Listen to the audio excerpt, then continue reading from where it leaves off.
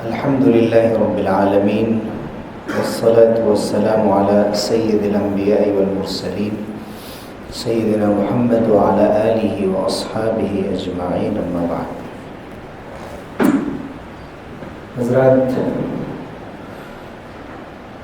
ہفتے کے دن اسلامی تاریخ کے موضوع پر گفتگو ہوتی جس میں 2 ہفتے ہارون رشید کے سلسلے میں تفصیلات بیان کی گئی تھی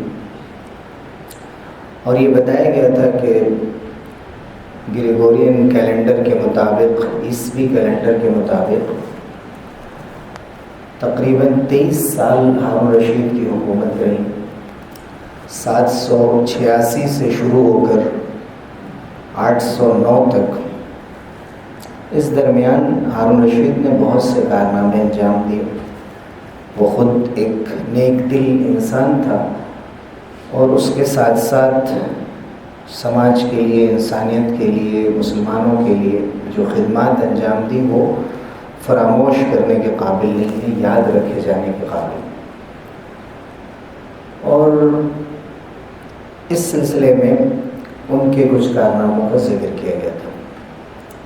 یہاں پر میں ان کے خاص واقعے کا ذکر کرنا چاہوں گا جس کی بہت شہرت ہوئی تھی، اور وہ یہ کہ مسلمانوں کی لڑائیاں رومیوں سے ہمیشہ ہوتی رہتی تھی.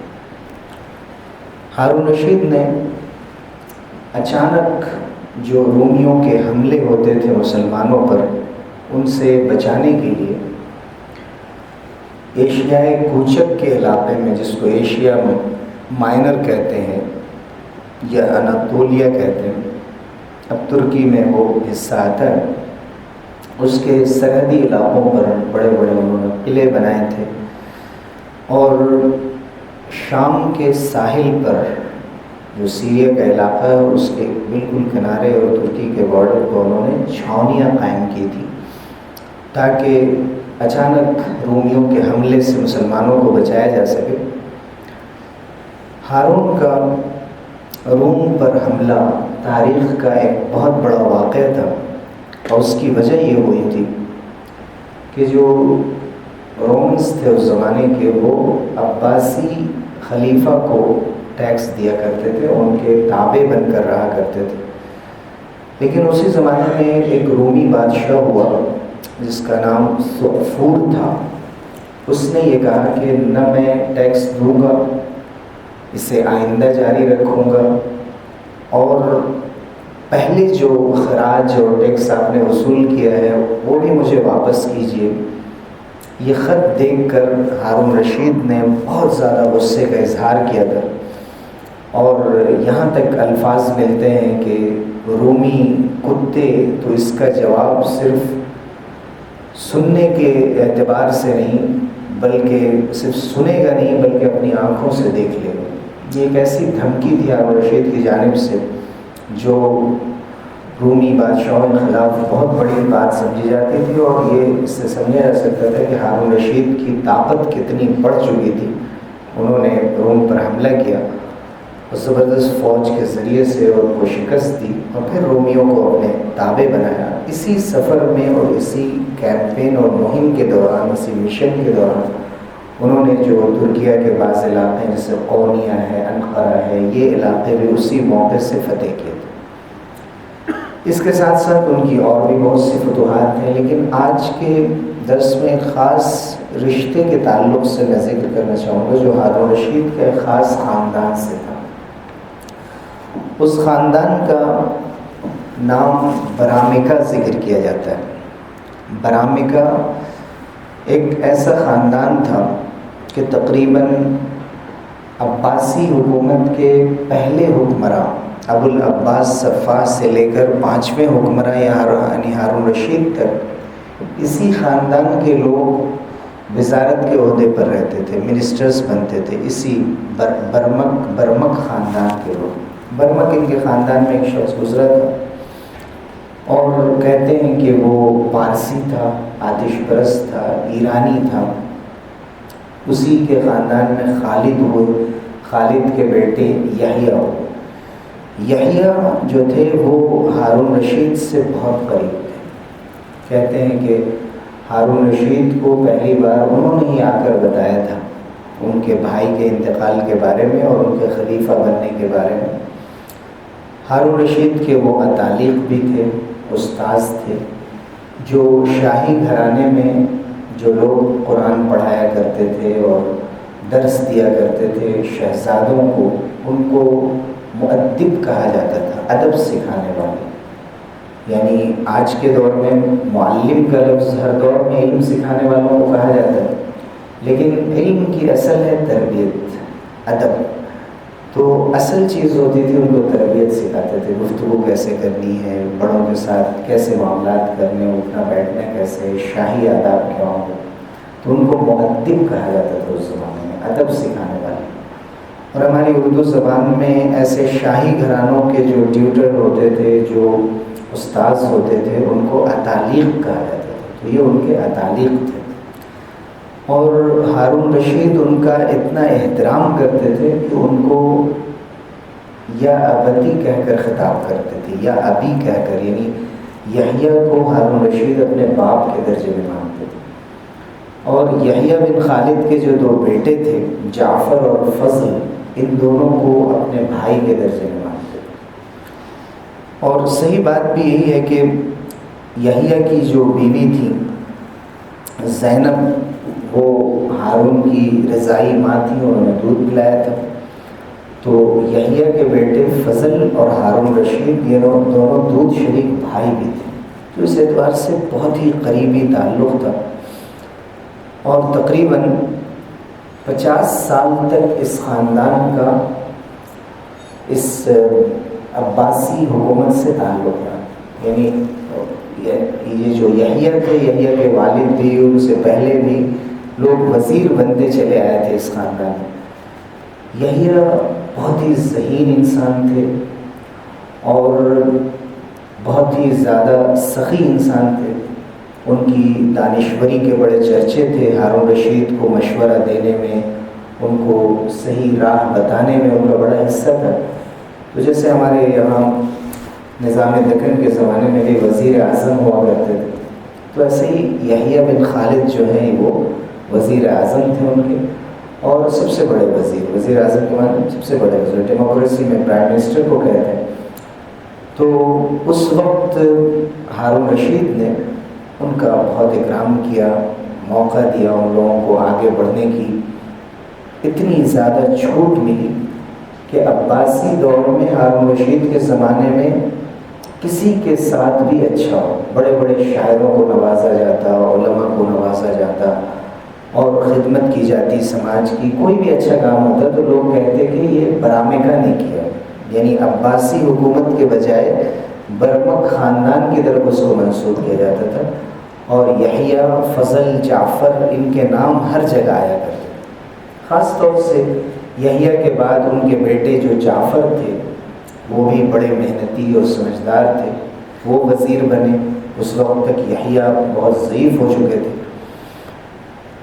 جعفر سے اتنی زیادہ ہارون رشید کی دوستی تھی کہ وہ دونوں ایک دوسرے سے الگ نہیں ہوتے تھے. راتوں کو ہارون رشید جب گشت لگایا کرتے تھے بازاروں میں اور لوگوں کے حالات چھپ کر معلوم کیا کرتے تھے، اس وقت بھی جعفر ان کے ساتھ ہوتے تھے.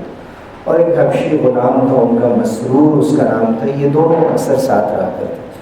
ایک موقع سے جب حج سے واپس آئے ہارون رشید، اور انبار نام کا ایک علاقہ ہے عراق میں، وہاں پر شاہی کیمپ لگے ہوئے تھے اور سارے لوگ جو ہارون رشید کے ساتھ حج سے واپس آ رہے تھے سب موجود تھے. اچانک ہارون رشید نے اپنے غلام مسرور کو بلایا اور یہ حکم دیا کہ جعفر کا سر قلم کرو. یعنی اپنے قریبی دوست، اپنے استاد کے بیٹے، اس کے بارے میں اچانک ایسا حکم سن کر وہ پریشان ہو گئے مسرور. لیکن ہارون رشید نے کہا کہ میرا حکم ہے اور یہ کرنا ہے. تو یہ عجیب واقعہ ہارون رشید کے پورے دور خلافت کا جو تقریباً 23 سال کا ہے کہ انہوں نے بالکل اپنے قریبی وزیر کو قتل کرنے کا حکم دیا.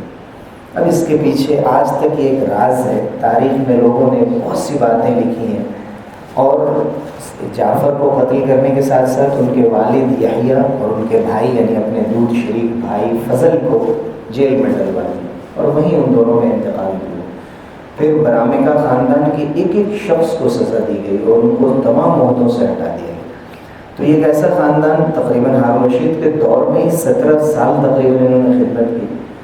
بہت عبرت ہے اس خاندان میں، اور اس سے سمجھا جا سکتا ہے کہ شاہی گھرانوں کی قربت یا سیاسی لوگوں سے تعلق ایک زمانے میں بڑے عروج کا ذریعہ ہوتا ہے، لیکن جب وہ پکڑ کرنے پہ آتے ہیں اور جب انتقام لینے پہ آتے ہیں تو پھر انسان کہیں کا نہیں رہتا۔ برامکہ کا نام و نشان مٹا دیا گیا۔ اب اس کے پیچھے کیا اسباب تھے؟ زیادہ تر لوگ جو ہارون رشید کی پوری کارکردگی سے واقف ہیں اور انہوں نے ہمیشہ دیکھا کہ وہ ایک انصاف پرور بادشاہ تھا، ان کا کہنا یہ ہے کہ یحییٰ، جعفر، یہ جو برامکہ کا پورا خاندان تھا، یہ اپنے پہلے مذہب کی تبلیغ کرنے لگا تھا۔ جیسے ان کو مانا جاتا ہے کہ یہ پارسی تھے، تو بہت سے ایرانیوں کو، جو کہ ایران ان کا مرکز تھا اور ان کو نسلاً ایرانی کہتے تھے، تو اپنے مذہب کی یہ لوگ مسلمانوں کے درمیان تبلیغ کرنے لگے اور مسلمانوں میں اسلام کے خلاف عقیدے پھیلانے لگے۔ تو اگر اس وجہ سے ان کو سزا دی گئی تو بالکل ان کو حق تھا۔ اور کوئی وجہ ہے، 4-5 اور وجہیں ذکر کی گئی ہیں، اللہ بہتر جانتا ہے، لیکن ایک وجہ یہ بھی ہو سکتی ہے کہ کوئی بھی حکومت جب یہ محسوس کرے کہ میرے تابع جو وزیر ہیں، جو لوگ کام کر رہے ہیں، وہ ہماری جگہ لے چکے ہیں اور ہماری حکومت باقی نہیں رہ سکتی، اگر یہ برامکہ خاندان رہ جاتا تو آج عباسی حکومت دنیا سے ختم ہو جاتی بہت پہلے، تو شاید اس وجہ سے انہوں نے انتقام لیا۔ یہاں پر ایک آخری بات میں اس سلسلے میں ایڈ کرنا چاہوں گا، وہ بہت دلچسپ ہے۔ وہ یہ بات ہے کہ علامہ سید سلیمان ندوی رحمۃ اللہ علیہ، جو بہت بڑے قرآن کے مفسر بھی، سیرت نگار بھی، مورخ بھی، سیرت النبی ان کی اتنی بڑی کتاب 6-7 والیوم میں ہے، علامہ شبلی نعمانی کے شاگرد، ان کی بڑی حیثیت ہے۔ علامہ سید سلیمان ندوی رحمۃ اللہ علیہ کی 50 کے قریب کتابیں ہوں گی، اس سے بھی زیادہ۔ 1953 میں ان کا انتقال ہوا تھا پاکستان میں۔ دارالمصنفین اعظم گڑھ میں اکثر علمی کام کیے انہوں نے 1929 میں الہ آباد کے اندر ہندوستانی اکیڈمی تھی، اس کی طرف سے کچھ لیکچرز رکھے گئے تھے، تو انہوں نے ایک لیکچر دیا تھا، relationship between Indians and Arabs, عرب و ہند کے تعلقات۔ وہ کتاب بھی چھپی۔ اس کتاب میں میں پڑھ رہا تھا کہ عجیب و غریب بات انہوں نے لکھی کہ یہ جو برامکہ کا خاندان تھا، برامکہ عربی لفظ نہیں ہے، برمک، دوسرے لوگوں نے لکھا کہ یہ فارسی لفظ ہے، پرشین سے آیا ہے، لیکن انہوں نے تحقیق پیش کی سنسکرت کے حوالے سے کہ برمک ایک سنسکرت لفظ ہے اور برامکہ جو ہے عربی کے اعتبار سے اس کا پلورل نمبر بنایا گیا۔ تو انہوں نے ثابت کیا کہ یہ جو برامکہ کا خاندان تھا یہ افغانستان میں بلخ کے علاقے میں تھا، جو ابھی مزار شریف میں، اور وہاں نوبہار کے نام سے ایک بہت بڑی عبادت گاہ تھی، جس کو ہمارے دوسرے ہسٹورینس نے لکھا ہے کہ وہ آتش کدہ تھا، پارسیوں کی عبادت گاہ، لیکن علامہ سید سلیمان ندوی نے بہت سے حوالوں سے ثابت کیا ہے کہ وہ بدھ وہار تھا، یعنی برامکہ جو تھے وہ پارسی نہیں تھے، بدھسٹ تھے، اور بدھسٹ ہونے کی اور انہوں نے دلیلیں دی۔ ہمارے عربی تاریخی کتابوں میں لکھا ہوا ہے کہ یحییٰ بن خالد نے ہندوستان کے بہت سے بدھسٹوں کو بغداد بلایا تھا، بہت سی کتابوں کے ٹرانسلیشن کرائے تھے، تو اس کا پورا رشتہ انہوں نے ہندوستان سے جوڑا کہ یہ جو برامکہ خاندان تھا یہ اصلاً ہندوستان سے گیا تھا اور اس نے جا کر عباسی دور حکومت میں اپنی خدمات دی تھی، تو پھر جس مذہب کی یہ لوگ تبلیغ کر رہے ہوں گے پھر وہ بدھ مذہب ہوگا، اور اس کے بہت سے شواہد اور بہت سی دلیلیں انہوں نے دی ہیں۔ بہرحال خواہ وہ ایرانی ہو یا ہندوستانی ہو، یہ ایک ایسا خاندان تھا جنہوں نے عباسی حکومت کو بہت کچھ دیا اور ان کے ذریعے سے بہت سی چیزیں وجود میں آئیں، لیکن عبرت بھی اس میں بہت بڑی ہے کہ کبھی بھی بادشاہ وقت سے یا کسی ایسے معاملے میں، ایسے رشتے میں اپنے آپ کو ایسی جگہ نہیں بٹھانا چاہیے کہ جہاں آپ کا حق نہیں ہے۔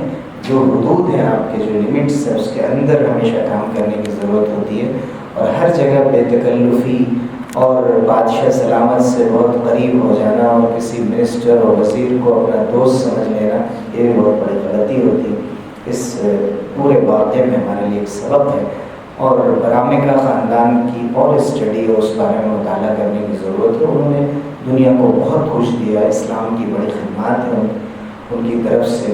یہ چند باتیں تھیں جو ہارون رشید اور برامکا کے تعلق سے ہم نے آپ کو ذکر کیا، اور انڈیا سے ان کا جو رشتہ ہو سکتا ہے اس کا بھی ذکر